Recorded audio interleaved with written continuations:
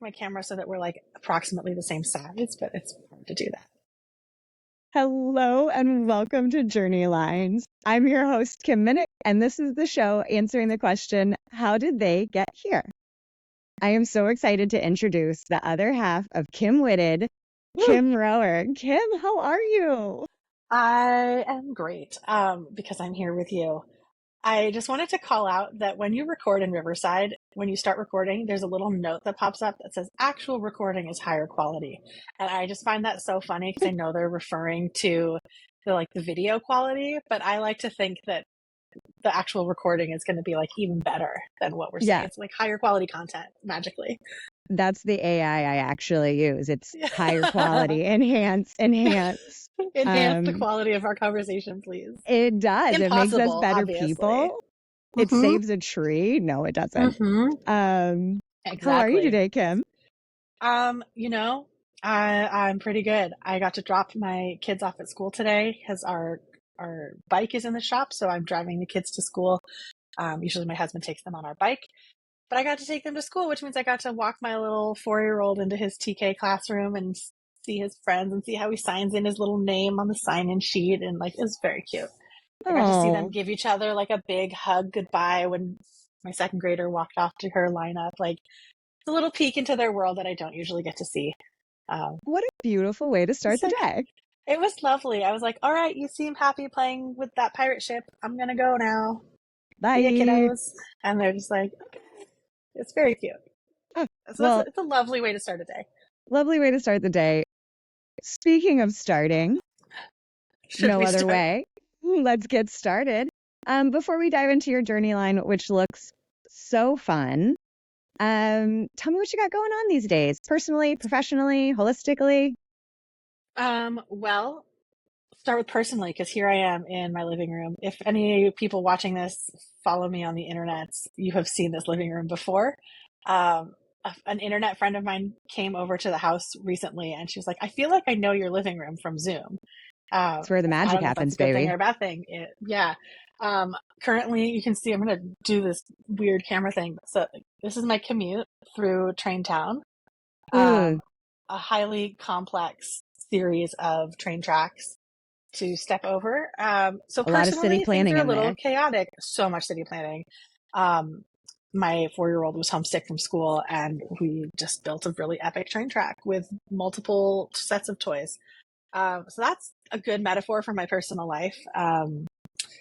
Super chaotic, lots of kid stuff surrounding me at all times. My little desk space here is in the corner between the couch and the wall. And, we make it work. I feel like there's this thing that you see on the LinkedIns and the Instagrams. I'm very cool, clearly. On the social influencing. On the socials, on the internet, where you think that people who run their own businesses like have all their stuff figured out, right? You think people who run their own businesses like have all this stuff, but like I got a couple businesses I'm running right now, and my husband and I both work from home in a 1,000 square foot apartment where we have lived for 13 years. And we have 2 kids here, and you just do the best you can and you make it work however you can, right? It's a cozy life. And I think that is part of the fun of, I don't know, part of the adventure of starting out and getting some businesses up and running is you just make it work and survive. That's right. But professionally, things are really fun right now. I love my co-founders at PKHR. I love working with them. They are the greatest. Hi, Morgan. Hi, Catalina. Hi, ladies. It's truly a testament to the theory that if you build a team that is diverse in many ways and through many lenses of diversity, your team will be stronger and better. The amount we have been able to achieve, the quality of work we're able to put out there, it's just unlike anything I've ever experienced. And a large part of that is because of our diversity in experience, but also our diversity in skill and interest. And like building a team where everyone has different skills that they bring to the table, but also everybody wants to do different things. Like, it just blows my mind. Like, why are we not building companies this way? Why is it like such a monoculture, not just in like race and gender, but like everyone is a top line achiever in this specific formula with these specific skills. And it's like, you just get so much more when you don't do that. Yeah, work was really built for For the ideal worker, the yeah, one style of white man. one style of human. And yeah, it always reminds me of that silly quip that's like, you can't judge a fish by how it climbs a tree. Exactly. Yeah, Exactly. Oh man. And you and I have talked about this offline, off that pod, off conwitted. pod. Um, but like coming into the realization as an adult in my late 30s that I was a fish trying to climb trees. Like Mm, game changer. Now game I'm like, changer. I want everyone to figure out whether they should be swimming or climbing when they're in their like late 20s. I feel like before your Yeah. late 20s, you maybe like don't know who you are yet. Totally.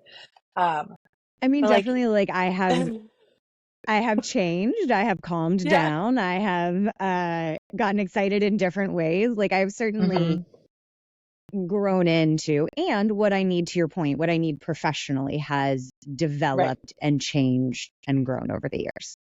And creating work environments where it is not just okay, but it is accepted and it is celebrated that who you are and how you show up at work and what you need to be successful at work may change over the course of your career Yeah. And how and that should changes is as you celebrated. grow. Right. And Like, should, like, if you're still working the same as when you were 22, like, let's talk about what? progression. Oh, yeah, right. But with I'm that, getting let's very talk, distracted by my wrinkly shirt. So just, you I know like to what? keep it very real. Can't even tell, The due to the the lighting and actual recording, darkness. I was gonna say the Oh, actual higher recording's quality. higher Back to, quality is gonna like AI out the wrinkles. no, it is only for our conversation. Let's dive, let's dive into the journey line. Let's do it. I love talking about my weird career Something history. very early on I learned about you, and I love that we're starting here, is that your background is in dramaturgy.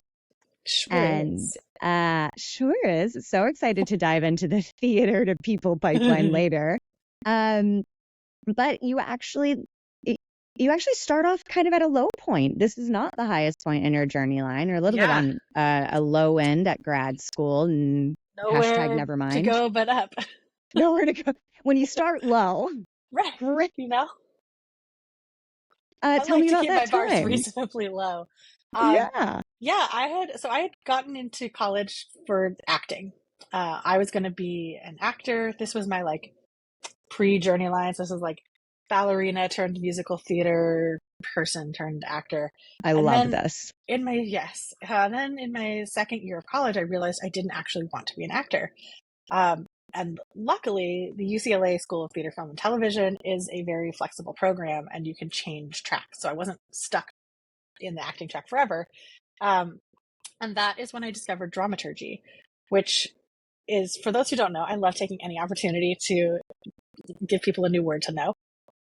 Dramaturgy is the research and study of theater, but also like being the historical consult for a production. So if there's a production that's taking place in, for example, 1970s Los Angeles, the dramaturg's job is to make sure everyone involved with the play knows everything they can possibly know about 1970s Los Angeles to really immerse people in the world of the play. And I just found that fascinating. And I loved the research. I loved researching, like going super deep on a different thing every couple of months, which now I'm like, oh, hey, ADHD that was undiagnosed. Like, no wonder you liked that. Um, but it also involves often literary management, which is like the like theater criticism, editing plays, working with to develop plays with new playwrights. I loved all of that. And I did an internship the first year after college at Berkeley Repertory Theater. And by the end of my internship, I was quitting the field, which I think is a more common experience that is not celebrated as reasonable because I think that's a really great point. sometimes you're in an internship and what you learn out of that is like, this is not the job for me, actually. And what a great place to explore that. And I don't know. So I also, as a part of my bachelor's degree program, had to do an internship. I switched from musical theater to hospitality management because I Same. hate money. I don't know. Yeah. Um, Neither of those is particularly no, lucrative. not lucrative careers.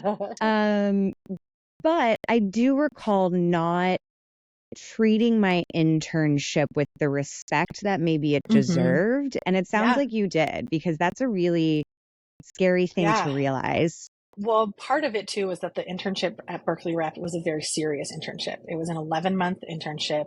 You live with the other interns. You work on the plays. Like I was the associate dramaturg on all the plays for the season. I was part of the process of choosing the plays for the next season, like Whoa. working very closely with the artistic director.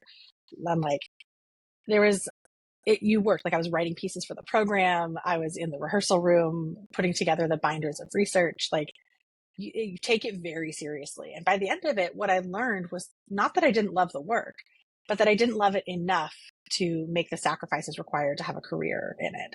So when we talk about the grad school piece, like there's this one program at UMass Amherst that's like the dramaturg program that people go to. And I joined a listserv, which is a great way to date myself. I joined a listserv. I This love was in it. 2006. Perfect. And it was a listserv for people who were interested in the program. And this was sort of an early education for myself. I'm realizing now into the world of expansive community building for the sake of educating yourself, which is now like something I take for granted in the HR space. But at the time I was like, oh, I get to talk to all these other people who love what I love, who want to do the same program that I do. And what I learned is they loved it more. These were people who woke up in the morning and could not think of anything else they could possibly do with their life except pursue this passion. And my boss at the time, who was the dramaturg and literary manager at the theater, said, like, you just have to go into this with your eyes open. There's a limited number of positions in this country. And often you only get a job if someone retires. Like, this is not, there aren't a lot of these jobs. There's a lot more people who want them than there are jobs.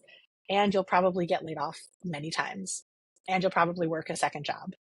And at this point in my career, my first year out of college, I had been working at least one job, if not 2 or 3 jobs at a time, since I turned like 12. And I was really tired at the ripe old age of 22. I was like, I just want to work one job. I want one job where I go to my job and then I come home and I don't go to a second job after that. Like, what are those jobs? So I had a super similar realization. I had to apply for the Bachelor of Fine Arts program, which included a theater test. You do a monologue, a song, a dance, whatever. Everyone told me incoming freshmen never get accepted. I love that we say this like it's normal and like everybody understands that this is how it works when you're going to college for the arts. Like, yeah, of course. Yeah. You do your interview, you do your monologue, you do your song, you do your dance, obviously. Everybody knows that. Yeah. Totally normal. I'm just sitting here like, yes, I know the process. For those who don't. And I remember one, I had horrible stage fright. I don't know what I was doing up there. I was like literally trying to go to a hypnotist to get rid of stage fright. Oh my God. So shockingly, I was not accepted into the Bachelor of Fine Arts program. And I remember talking with somebody and they were like, okay, so you're working in restaurants now. I was similar to you, took on a couple jobs, and they're like, you just got rejected from your first theater gig. So you're going to go to your restaurant gig now. Yep. And I was like, this would be my whole life. I'll just go get a degree in restaurant management instead. I'll just skip that whole theater middleman with the fame and the enjoyment and the art. Funny. And that is so funny. Like, I'll just skip the part where I pretend to have a career in the arts and just go straight to the hospitality job that I know I will end up in. But again, though, that comes down to recognizing, like, I don't want this bad enough to go through that rigmarole of the actor's life or the dramaturg's life. Like, and that's where, they say, like, if you wake up in the morning and the only thing you can think about is being a writer, then you're a writer. Like, there's the line from Sister Act 2, like, you wake up in the morning and all you can think about is singing, you're a singer. Like, if that's not the case for you, and the work is going to be painful and hard and then don't do it. Maybe don't do it.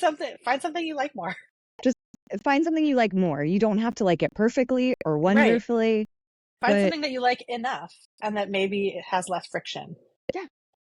Um, and so taking your own advice Yes. and Yes. recognizing that that's not your favorite, Yes.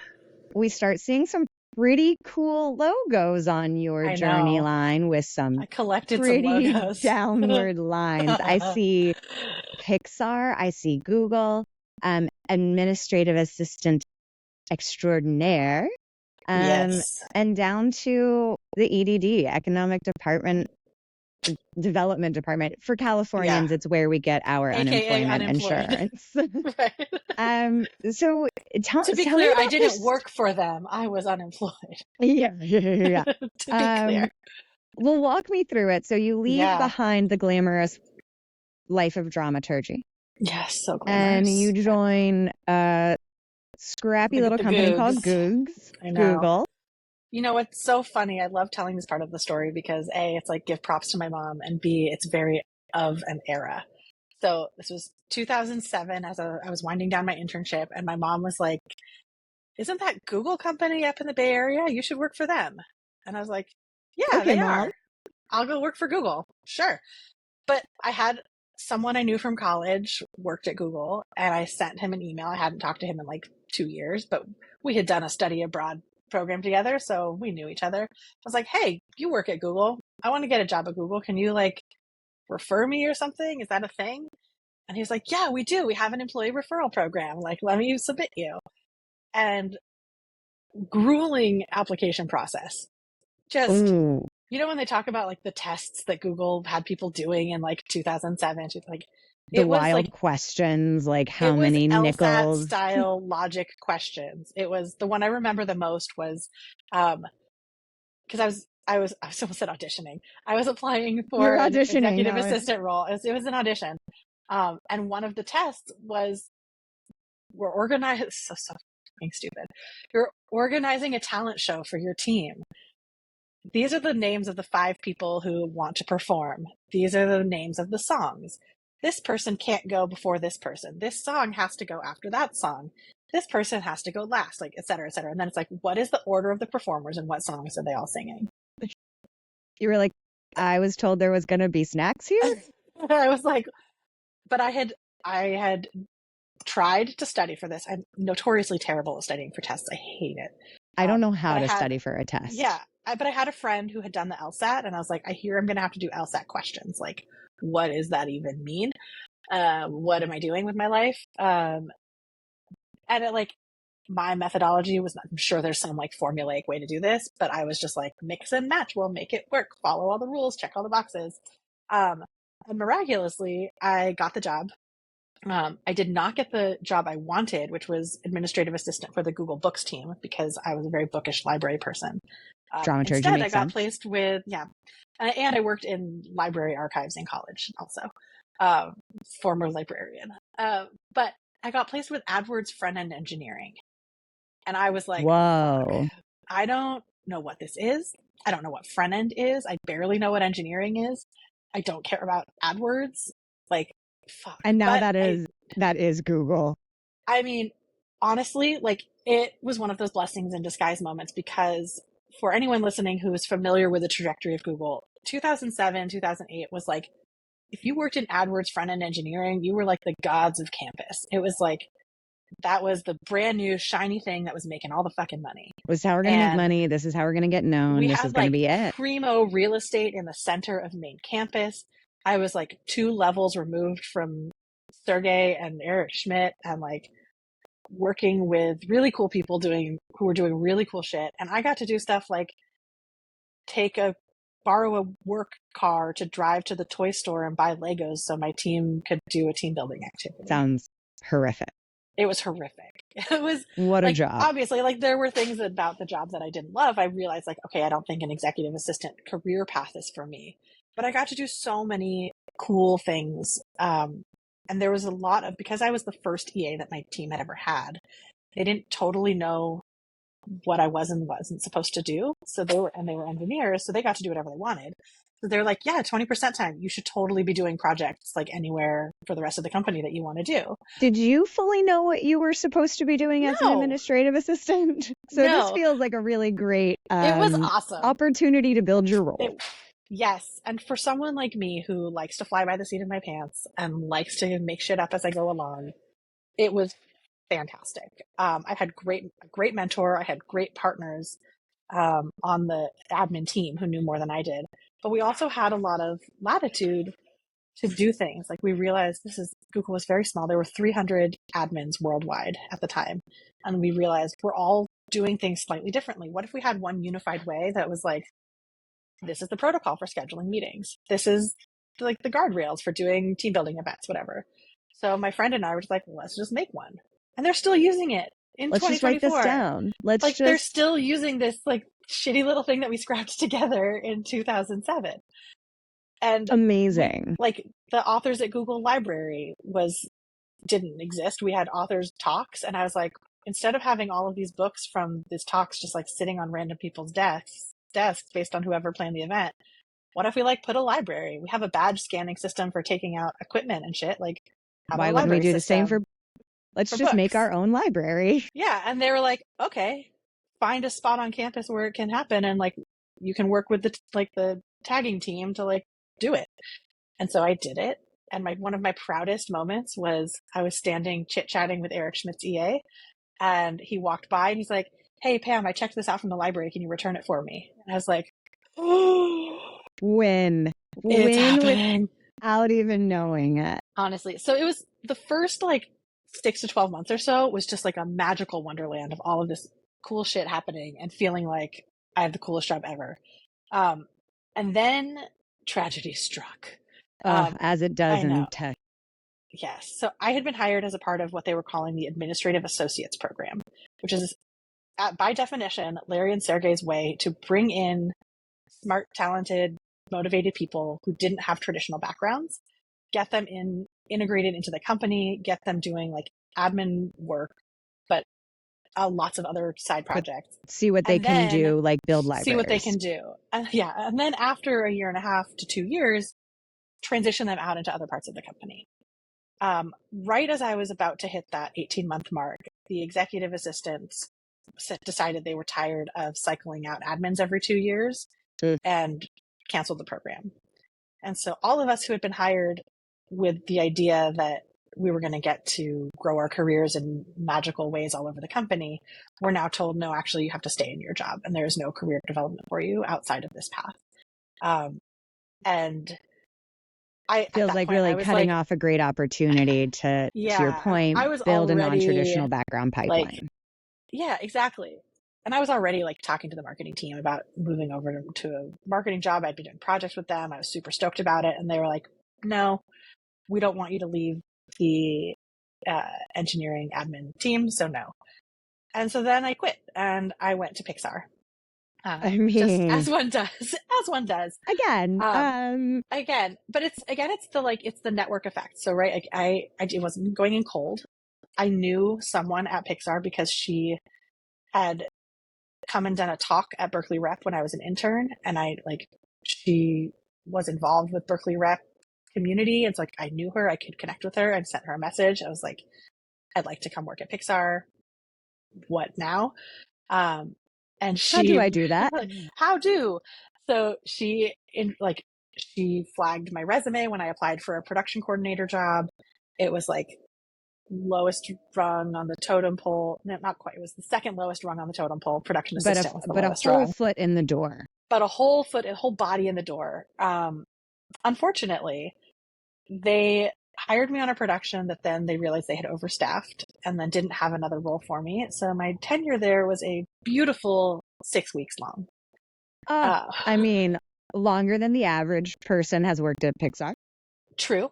And I got a lot out of that 6 weeks, I will say. Like, I got to work on some really cool shit and I learned a lot. It was a really great stepping stone for me as I was thinking about employer brand, which is, I've realized, is a huge part of what I look for in companies and what I look for in an employee experience is what do you do as a business? What do you do as a company? How do you get your employees excited about that?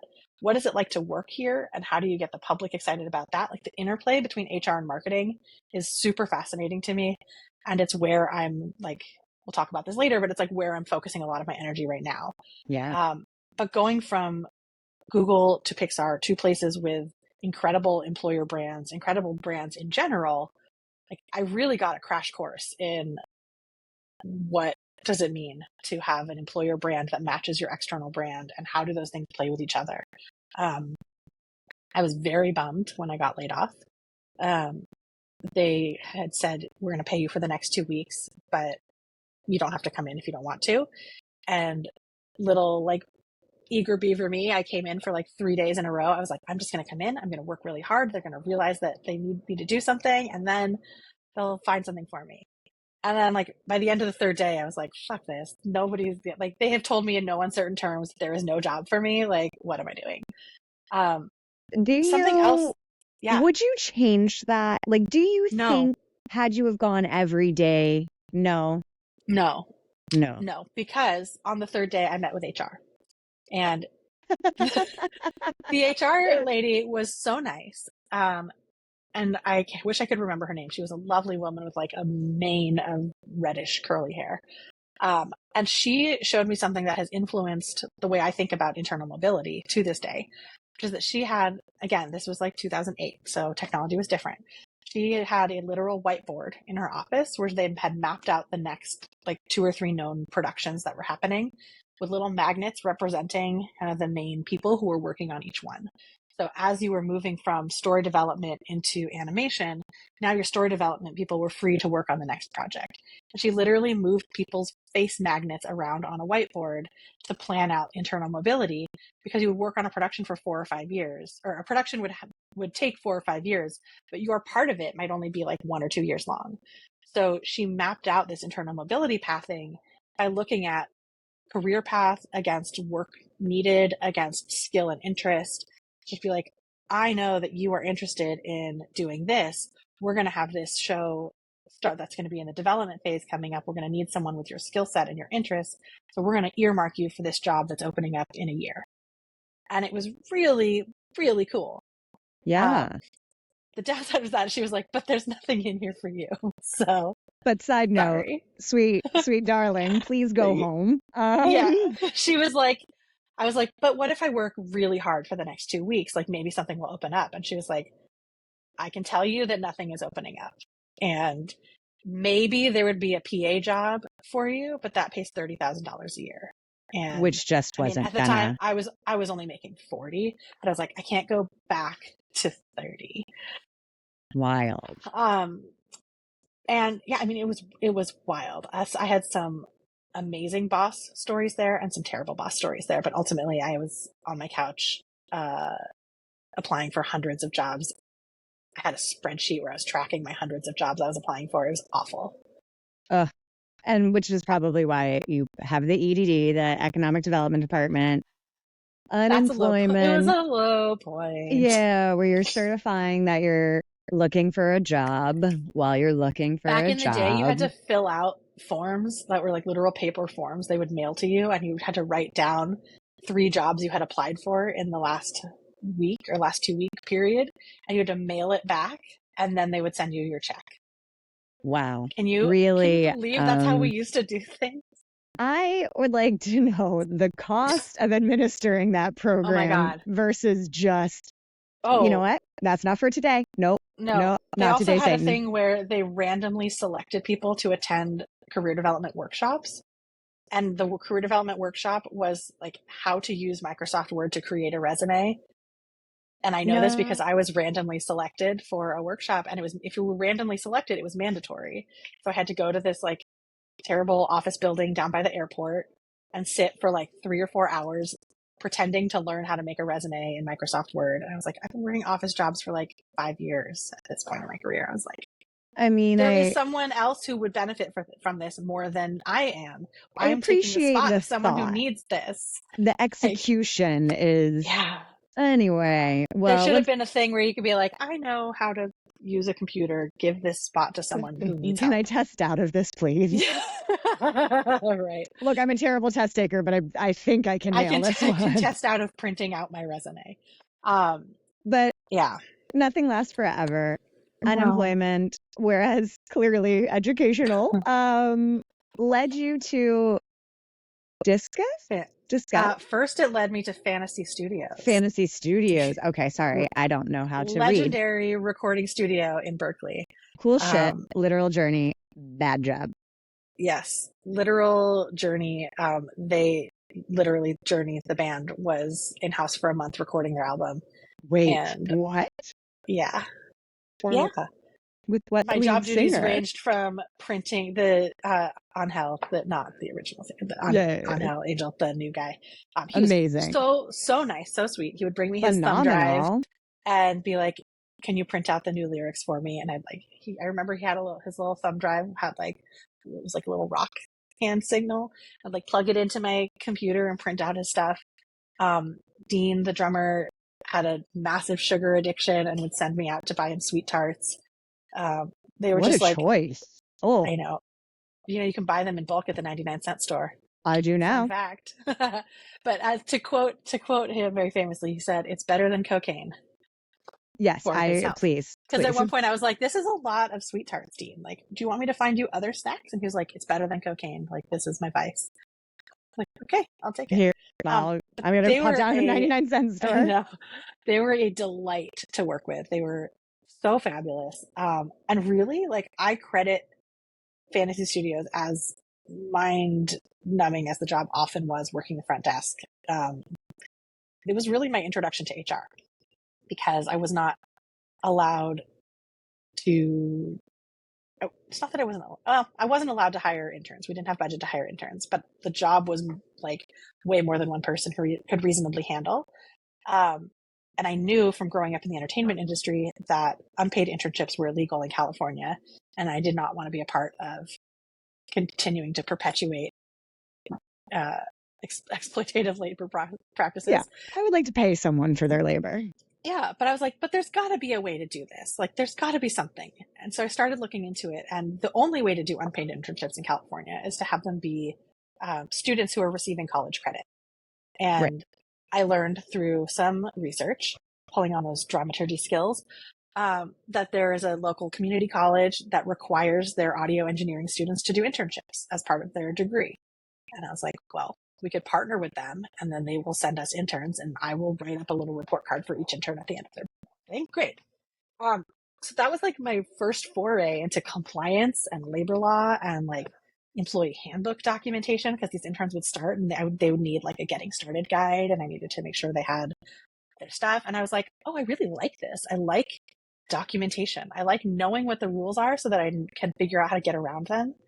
I love, like, from the start, you were just like, oh, dramaturgy skills, pulling that in real quick. I mean, in hindsight, this is what I love about the Journey Lines ideas. In hindsight, I can see how all of these things built on each other. I can see how all of these skills came into play, how one thing led to another. In the moment, I have no fucking clue what I was doing. I was just you're just riding the ride. I like this. I'm just riding the ride. But then you can look back and see the themes. So yeah, I was there for almost a year and a half. And I loved being around creative people, and I knew that I didn't want to be a front desk office manager forever. So I decided to go back to tech. And after many, many interviews, I ended up at Discuss. Okay. Everyone thinks it's Discus because of how it's spelled. Good. But it's I Discuss. just feel like the license with spelling and pronunciation in tech world had a moment. I feel like it really had a moment, and this was 2009, 2010. Like, it was really the moment for like, it's the word but with no vowels. It's the word or a with Y. a Q. Yeah, throw a Y in there. Oh my god! I do feel like I should have seen Discuss because it's a little on the journey line. It's a little chat bubble, and it makes sense. Yeah, but we made a throw a book Q at one in there point to try to like teach people how to spell it. It was a huge branding problem. No one could spell it. But one of the reasons that they chose it is because the URL was available.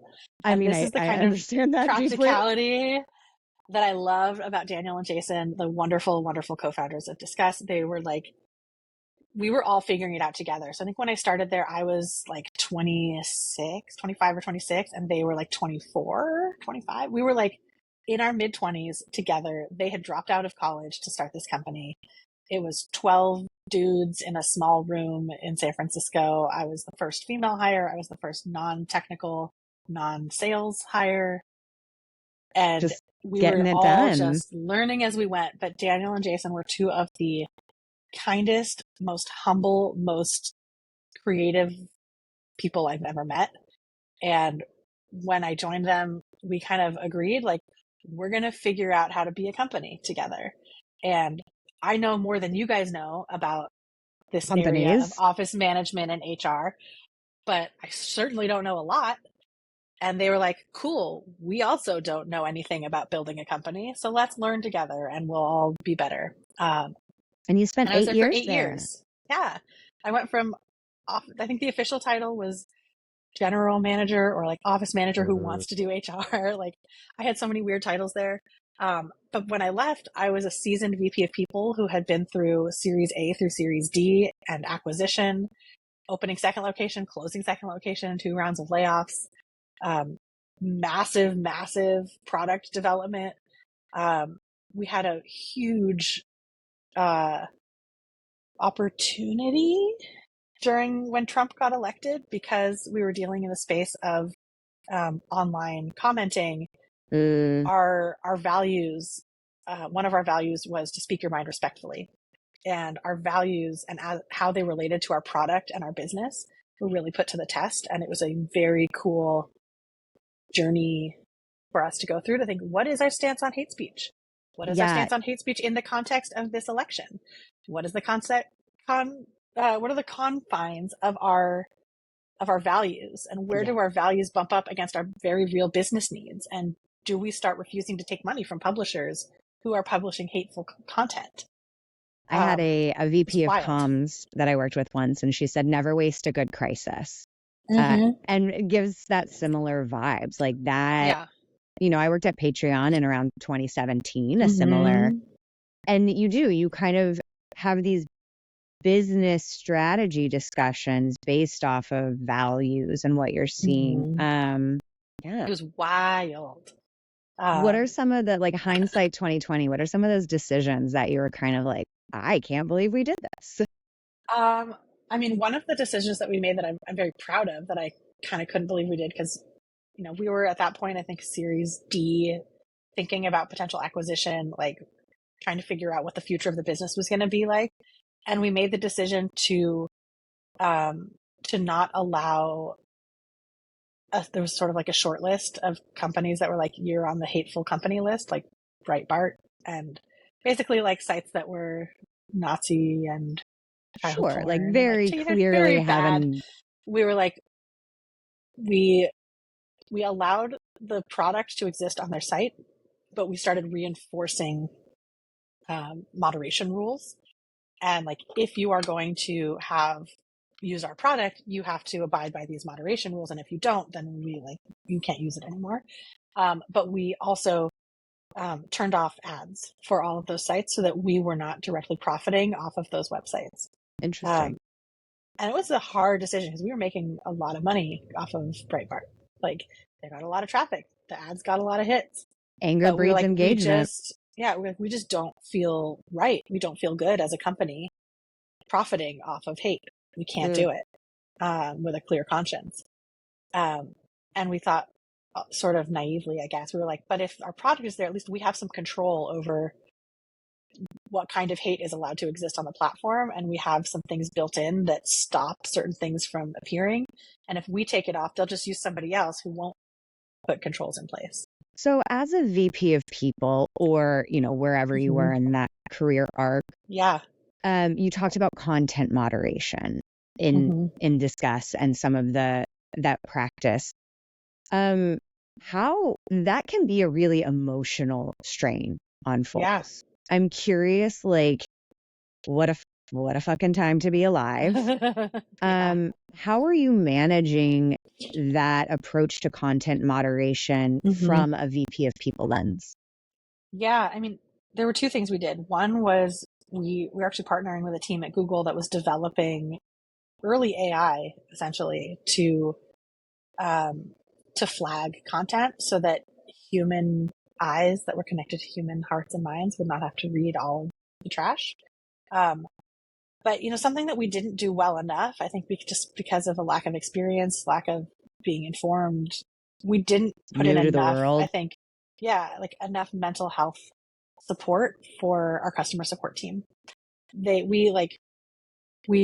We gave them lots of flexibility, ability to take time off, ability to time out from a project, ability to say like, I can't do this. Like, we basically gave them the leeway of, if you can't handle it, if it's too intense, like, let us know. We don't want you exposed to things you can't, like, that are too much.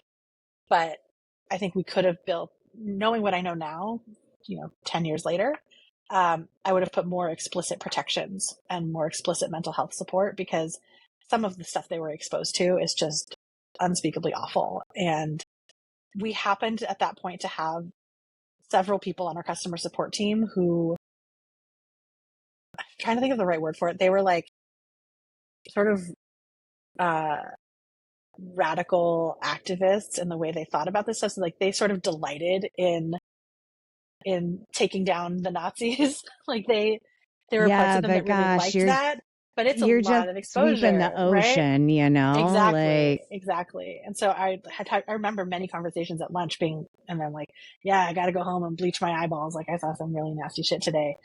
And I was like, how are you doing with that? Like, do you need anything?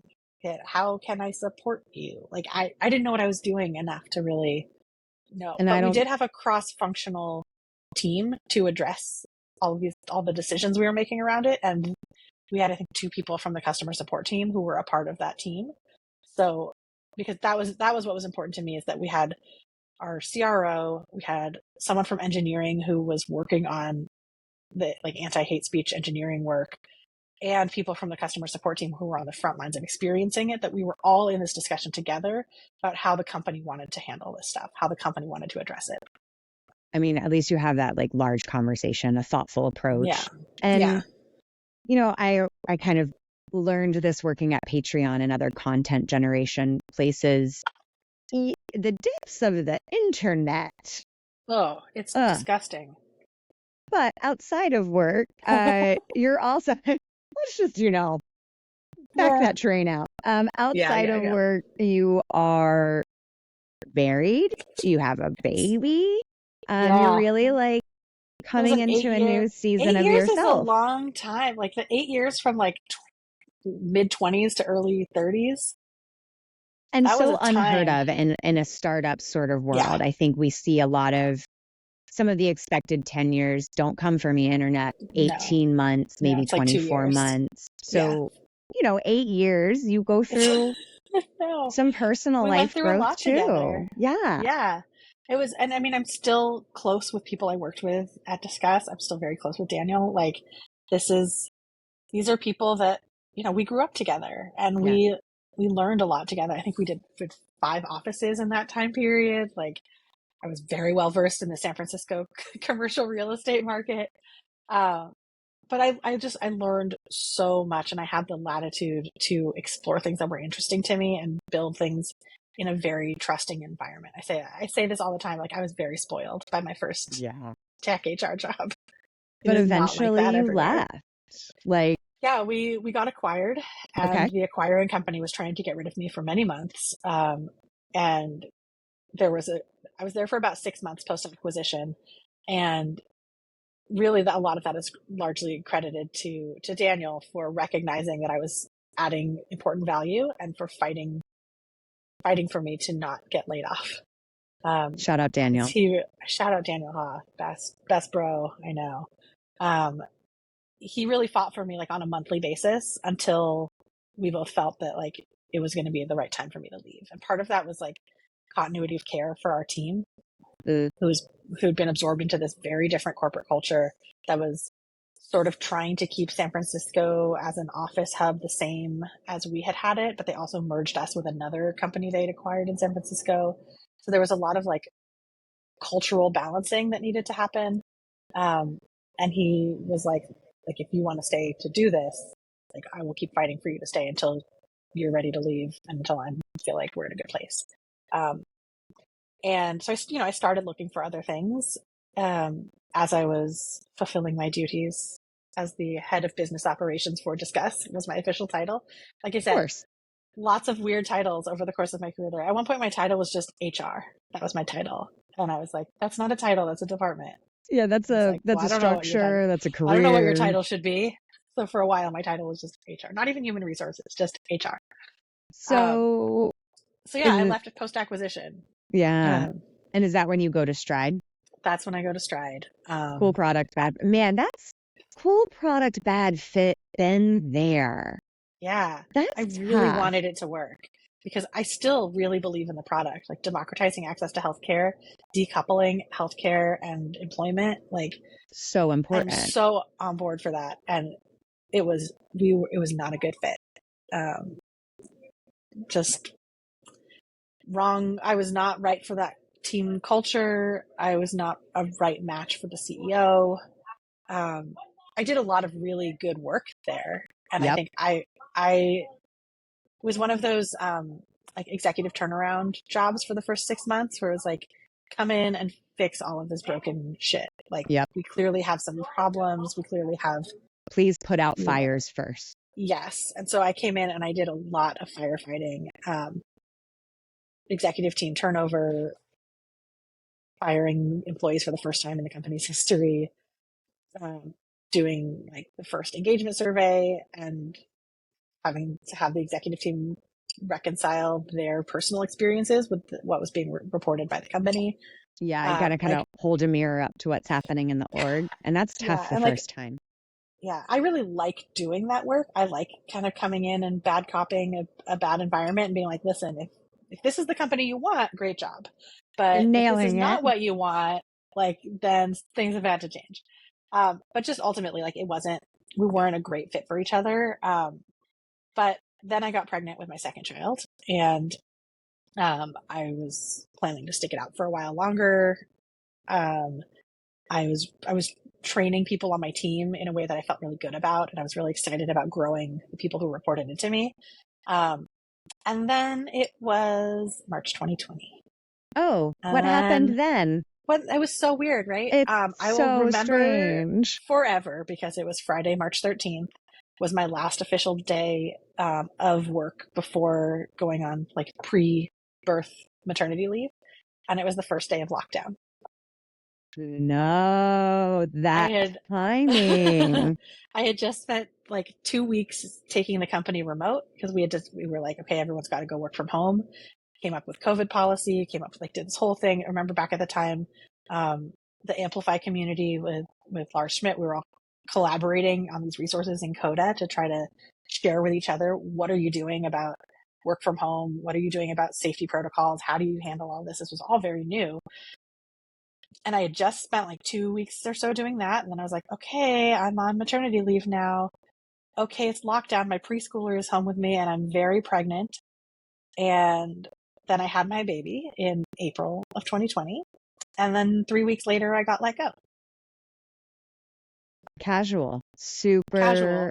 I super was casual. literally breastfeeding him on a rocking chair in his bedroom, in the kid's bedroom, when I got a call from the CEO saying they were going to be making some announcements at all hands and he wanted to talk to me first. And let me go. And that was that.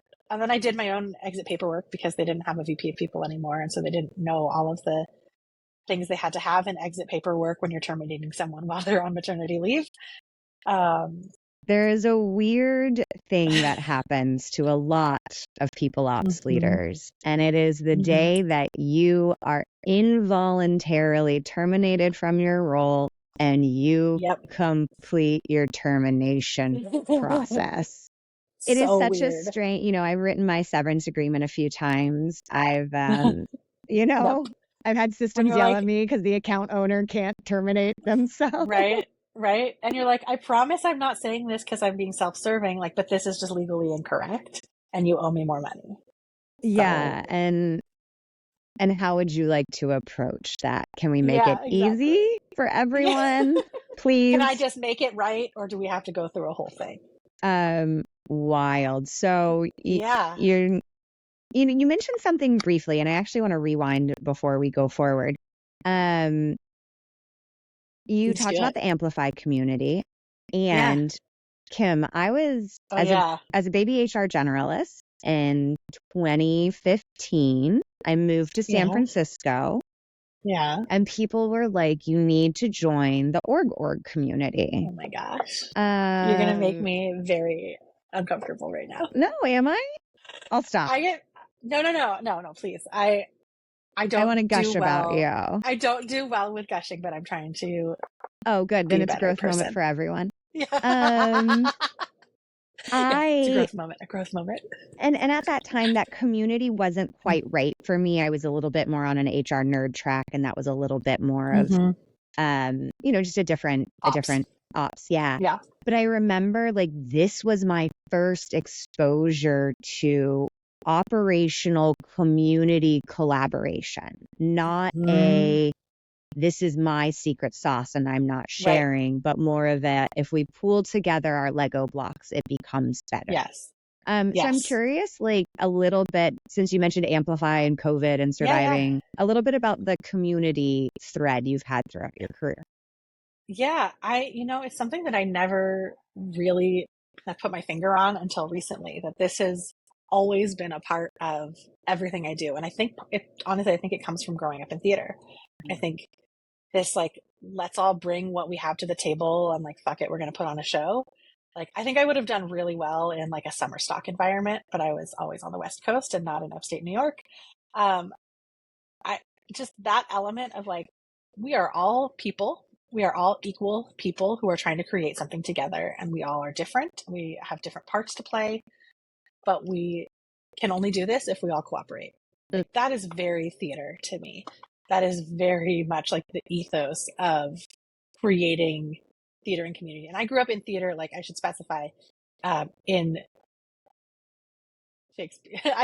I grew up in Shakespeare theater in Topanga Canyon, which is like outdoor hippie Shakespeare theater. So my sense of community in theater is also very informed by that. Um, but when I was starting out as a baby office manager who wanted to do HR, I was having some very basic issues with things like the freight elevator is broken. Where do I get a cake for this person's birthday? How do I do I-9s? Like, and I was just Googling, right? Like, I didn't know what I was talking about. Then I made friends with the office manager on the floor above us, which at the time was GitHub, back when they had a 2,000 square foot office, was their only office. Um, and she had a friend who was at Heroku. And the three of us got together for lunch and we're like, let's talk shop. Let's We figure all have the out, same like, questions. we There's all probably don't more know of what we're us. doing. And within like a couple of weeks, we had a group of like 5 or 6 of us on a email thread. And I mean, this is when I talk about fly by the seat of your pants. Like, we were just emailing each other, and I kept getting worried that someone was going to accidentally get left off the list because it was just copy There's paste too emails. much. So I put us in a Google group. I was like, we're in a Google group now. We can just email this one thing. And then people kept wanting to add their friends, and Mm-hmm. they added their friends, and suddenly we had like almost 1,000 members. And then we had 2,000 members, and then we had 3,000. And it was like, oh, this is a thing. Like, and I'm really good at starting stuff. I'm not super great at maintaining stuff. I get that. It's Yeah, and it's a skill to be able to it's a hand different things skill off set. well. Right. I didn't know at the time that it was a different skill set, so I just kept trying to do it myself. Um, and the community is still around today. It's still thriving today. It's been acquired twice. Uh, Not for lots of money.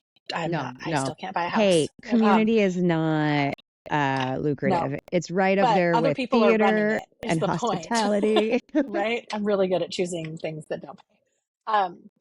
But the core ethos of it was the work that we do is not proprietary in most cases. The work that we do should not be the thing that differentiates us enough to like lose out on talent and lose out on business. And like, not that the work doesn't impact that, but like asking for help on having a recruiting process that doesn't shit the bed Mm-hmm.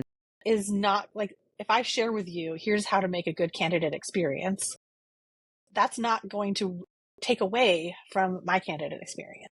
It's going to And so make it's this like everyone abundance better. mindset, right? It's the Yep. rising tide lifting all the ships. I was very lucky in my early days to have a friend group that was extremely talented and capable and like a year or two ahead of me. So like Caitlin Holloway was one of my very first HR friends when she was at Clout and I was at Discuss, and we were just texting each other being like, what the fuck are we doing? Like, this is how you're supposed to do HR, but I don't want to do it this way. So like, How I'm can we not do going to it? do it this way. Are you going to not do it this way too? Like, okay, if we both don't do it this way, then That's probably fine, right? that's fine.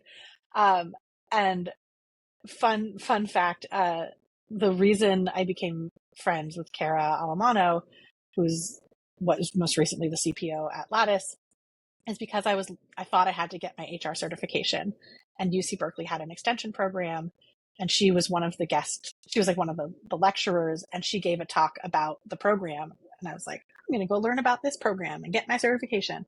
And at the very end of her talk, she said, if you are looking to do startup HR, come talk to me afterwards. So I went up afterwards. I was like, I'm at a startup. What do you want to tell me? And she's like, don't do this program. This is not going to help you. And I was like, Whoa. okay, Great to recognize. It's will different. you be my friend then? And like, tell me what I need to know. And she's like, yeah. So instead, No, we just became friends. I love that. I've yet to meet Kara, but I was first exposed right after the org recommendation was to join a Just startup startup HR. HR Mm-hmm. list. And, similarly, that kind of died off and came back a couple times. And it was, Yeah. again, just a really cool, okay. Thanks for So indulging anyway, me. community always and forever. Ooh, I have a problem with joining communities because I get very excited and then I join them and then I can't keep up with them and then I feel guilty and then I go into like a shame spiral about being parts of things that I'm not contributing to. So I am not in as many communities now as I would like to be if I could just all the time do it. But I think that's okay because I think there are certain communities that are right for certain people, and part of finding your people is also realizing when you're in a community that's not right for you, whether it's because of the way it's run or the stage you're in your career or what's required of you to be a part of it. Um, yeah. And it Not needs every to space is be, right for every person at every time. Like you might be there and then grow out of it or need something different. I feel like with communities, there needs to be a level of mutual benefits, Mm-hmm. right? Like Mm-hmm. fill my cup, I can give back and we can Yeah, grow. exactly. Thanks for indulging me. Anytime. We'll get Yeah, back to your, yeah, life story. And, yeah. Oh after you boy. leave Stride, we get on the up and up. Tend Lab, Oyster. Yeah. Um, I decided when I got laid off, I was like, I have maternity leave that I was planning on taking anyway, right? I was going to be on maternity leave for like the whole summer. We were in a pandemic. I have a newborn and a preschooler. I'm just going to not work. I'm going to take care of the kids and be in a pandemic. And And just I exist don't for a know if few anybody months. else remembers spring and summer 2020. It I was not an try easy time. so hard not to. Yes. So, we moved in with my in-laws for what was supposed to be a couple weeks and ended up being 7 months, up in Washington State because we needed help with the kids and my husband had to go back to work. And while we were up there, I started having a little bit more space in my brain because I was now like 4, 5, 6 months postpartum instead of like freshly postpartum. And we were living with my in-laws, so we had a little bit of help with the kids. And I started thinking about what I wanted to do when I was going back to work. I did not want another Series B VP of People role. I was still burnt out and tired. I was watching all of the Black Lives Matter, all of the like political shit, all of the COVID. I was just like watching all this stuff happen that my colleagues in HR were having to deal with day to day. And I was like, I am not ready to jump back into that role. I am still too burnt out. And it's only gotten harder. So I That's a can't jump into very that now. mature Thank you. recognition. I I'm don't think very I mature. was able to recognize that when I needed to. Just have 2 kids, and then you're like, what the No fuck is thanks. my No brain? thanks. No. No, But not that's for me. really what changed it for me, was like realizing that in this new world I was in, where I wasn't just contending with myself and even myself and my one kid. I was like, I have now 2 children, and that has changed me in a way that, like, I can put up with a lot less than I used to be able to put up with in terms of the stress of my work and the time that my work is taking, and the energy and the mental load that I'm carrying at work. The combination of taking care of people at work and taking care of people at home just was burning me out. And so I ended up doing some volunteer work that turned into co-founding Tend Lab, which is a company focused on making the workplace better for caregivers. We were sort of a think tank slash advisory company slash, like, we were really trying to sell a service where we would go into companies and help them rethink their benefits, rethink their policies, implement new programs. There was not enough business there. Companies, unfortunately, wanted to hire us to come in and do a 1 hour Training lunch and session. learn. And Look, then we that was did it. something. Right. Why are you Exactly. thriving as new parents? We did that Right. hour training. Right.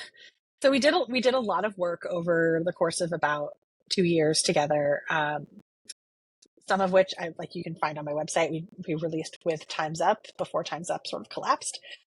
We released an employer's guide to taking care of working caregivers. We started working on an initiative to track caregiver status, so companies could be tracking caregiver status, because most companies don't even know how many caregivers they have.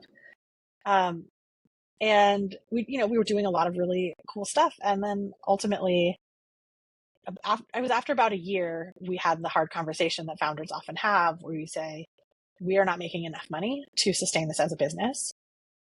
Do we want to give up on this, or do we just want to find ways to supplement our income? And we started out by supplementing our income. My co-founder, Amy, one of my favorite people in the world, started doing her own thing. I spun up a very quick consulting website, and I got my first consulting client, which was Oyster. They asked me to come in basically full-time as their fractional interim head of people. And I was like, sick, this consulting thing is easy.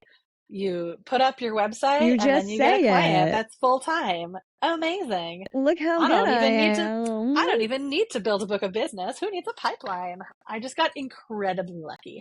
And it was a really good fit. The CEO and founder, Tony, and I are very like-minded in terms of just in terms of vibes, I'll say. Like, we talk about, like, making decisions based on vibes and, like, trusting the universe, and, like, we're both very intuition based in that way. So we got along really well from the start, and what they needed was exactly my experience. It's exactly what I said I would never do again. They were a Series B startup that was growing, and they needed their first head of people.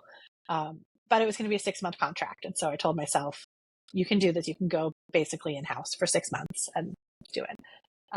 Like 3 weeks in, I was ready to work there full time. I fell in love with the product. I fell in love with the company. But ultimately, they needed a chief people officer who had much more experience than I had in hyper growth global companies. We were, when I joined, 75 people in 35 countries.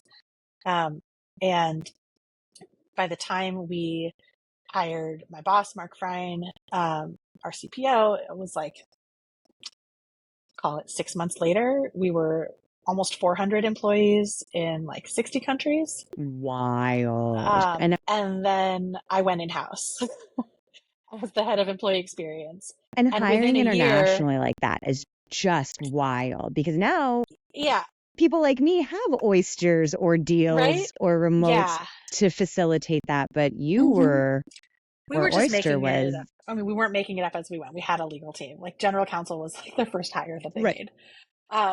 But within a year, like by the time I had been at Oyster for like 13 or 14 months, we were at 650 employees in 70 countries. And this hyper growth was something I'd never experienced. The extent of the globalization of the company was something I'd never experienced. And it was fucking wild. Um, it was also the first time in my entire career, and I am counting like everything except for when I worked like retail. So like every like corporate type job I'd ever had. This was the first job where I had a boss who knew what my job was all about and was more senior than me in my current role. So I'd always reported to CEOs, founders, or even at Google, I was reporting to engineers, not admins. Um, and I had a team of peers. So when I went from interim head of people to head of employee experience, I now was on equal footing with all the people I had hired. So when I was the interim head of people, we had hired a director of people ops, we'd hired a head of talent, we had hired um, like a head of community and internal communications. We already had a head of remote, and now all of these people who I had been managing were my peers. And I was like, holy shit, I have a team of people who are all at the same level that I'm at with like similar experience. I had a little bit more experience than they did, but like not by decades, right? And it was just, it felt like a revolution.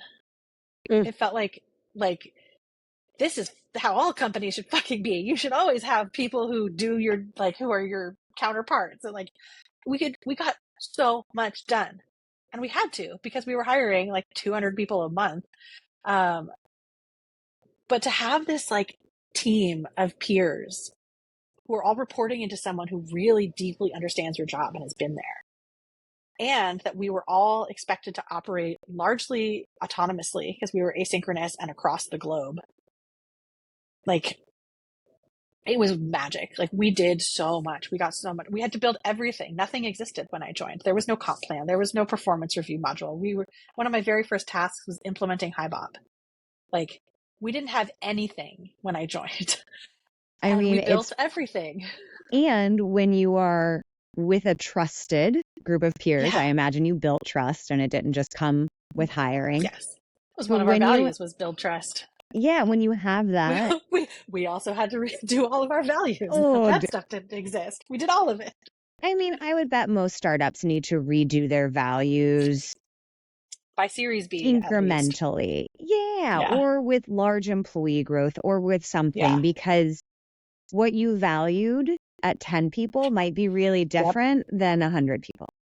Or even Um, how you operationalize those values, or how you define those values might be different. We did this exercise at Discuss right around when we hit like 25, 30 employees. We realized that one of our values was to be humble, or humility was one of our values. And we realized that that worked really well when it was like me and Daniel and Jason being like, we don't fucking know what we're doing. Like, yeah, we're humble. Like, we're really good at stuff, but there's a lot we don't know.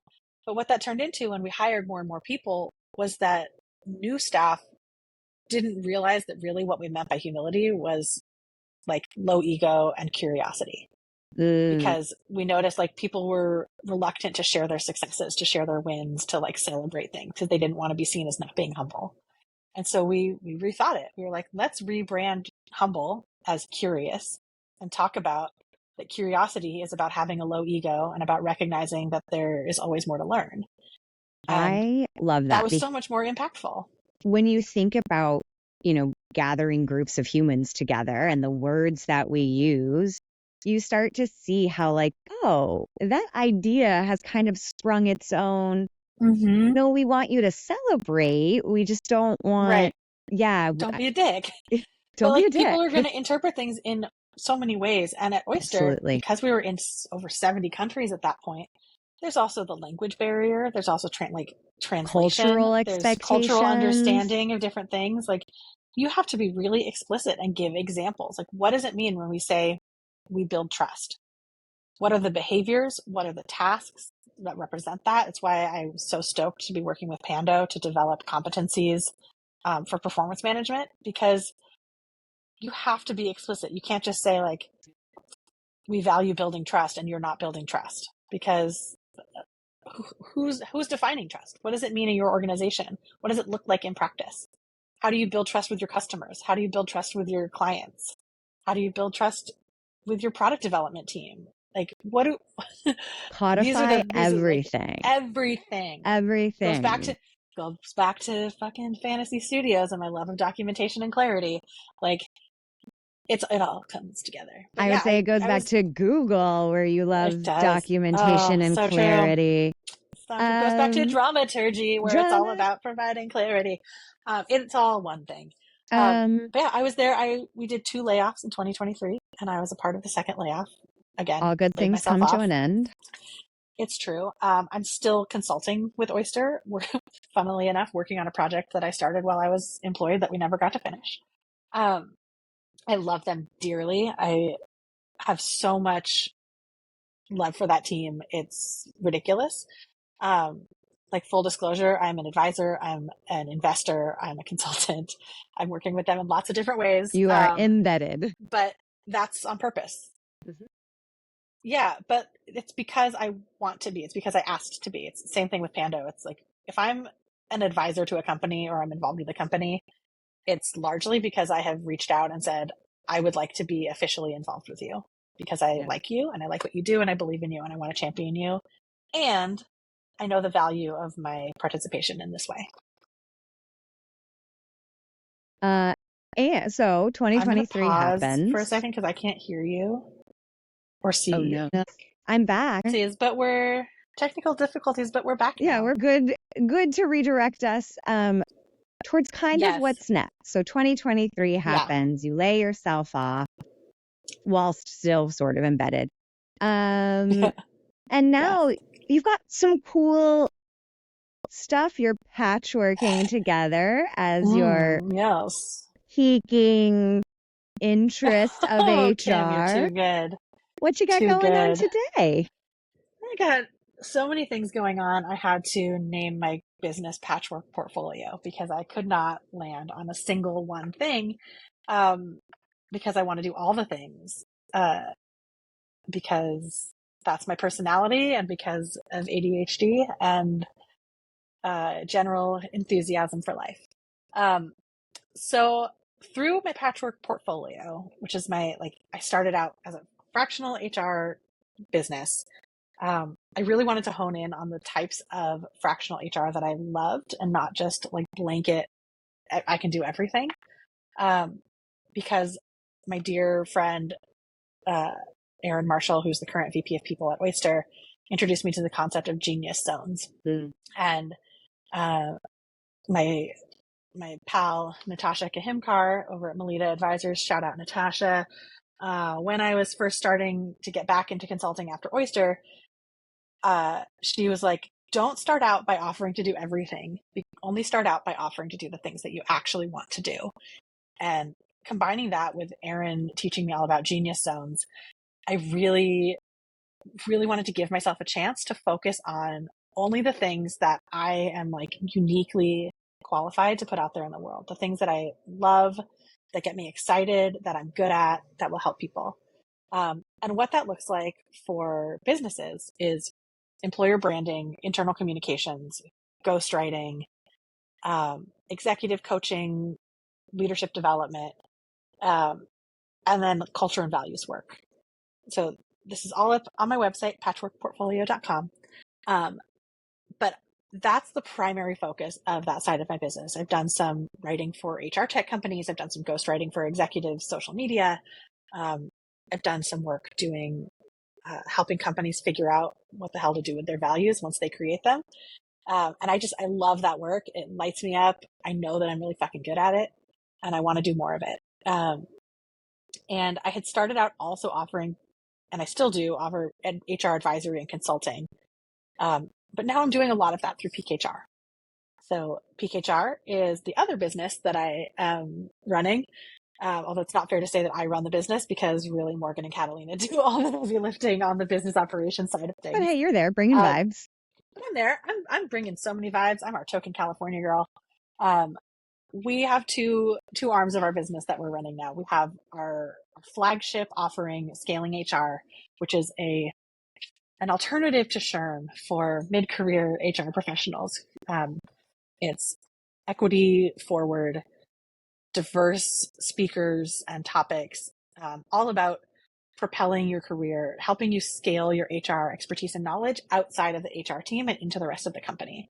So learning how the work you do in HR scales out to the rest of the organization and how to be the most impactful HR leader as you grow. It's not executive training. It's not like VP training. This is explicitly for the forgotten population of mid-career HR professionals who are like HR VP, HR generalist through director level who often get forgotten about. Who know enough to be dangerous, but maybe That's right. it's not time to be dangerous. Yeah. And then we also have our co-pilot offering where we're working with businesses who need fractional HR support on any number of topics.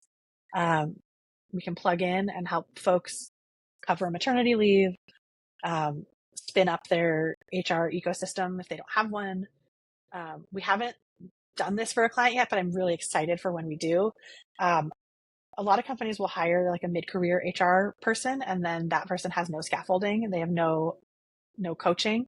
And one of the things we've talked about doing is taking people who have essentially graduated from our program or who are at that same level and then being available as advisors in a very fractional way. So not being a full fractional VP of people, but helping that person grow into the role that they are probably being asked to An do that they're embedded not ready for. mentor and Yeah. advisor. And Yeah, exactly. Amazing. I want to pick out something you said early, being introduced to this idea of ikigagi and your zone of genius.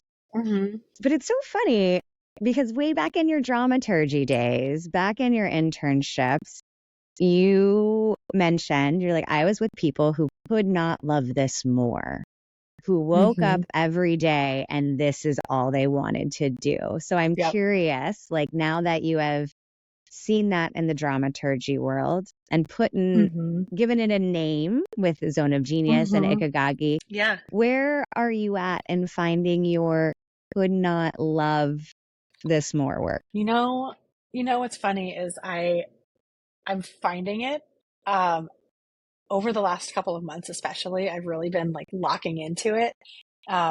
And now I'm in the scary phase of I need to do business development around it to tell people to hire me for it. So thanks for having me on this podcast, Hey, Kim. everyone hire Kim. Either one of us, but mostly her, but mostly me, but mostly her.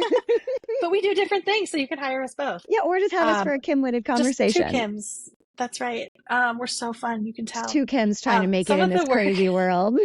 That's right. Some of the work that I've been doing lately, just sort of accidentally for friends, is in what I consider like the employer branding realm. So I've been working with friends on visuals, like graphics to go with their social media posts and brand identity stuff so that when they're like making templates or they're doing a slide deck for presenting and pitching and stuff, that it is a uniquely identifiable brand for them. Like brand design for individuals, but also I have done this in the past for companies, and I'm realizing like, oh, that's what this is called. Like making the career page awesome and carefully choosing the language you use to talk about your values and creating programs that brand your values internally so that people remember them and know what they are. Like, I love that shit. I can do it all day long. I stay up late in Canva when I should be going to bed. Finding just the right arrow design for someone's arrow pointing at their thing. It is very important. Well, Kim, thank you for sharing your journey line. Thank you for having me. For telling us all about Patchwork Portfolio, which folks can find at patchworkportfolio.com. And Peak HR, PEAKHR. PeakHRlearning.com. Thank you. We'll put the links in the show notes, right? Probably. Yeah, that sounds like something we should probably do. That's a thing. And where else can folks find you? Where should we get in touch with you? Yeah. You can also find me on Substack. I have a newsletter called I Care Too Much at the intersection of caregiving and culture and corporate culture and HR specifically. I care too much.substack.com. And find me on LinkedIn. And pro tip, if you connect with me on LinkedIn, say you found me through this podcast so that I make sure to know that you're not spam. Yeah. Why is there so much spam in the LinkedIn connections? I don't know. Give a little hi from Journey Lines.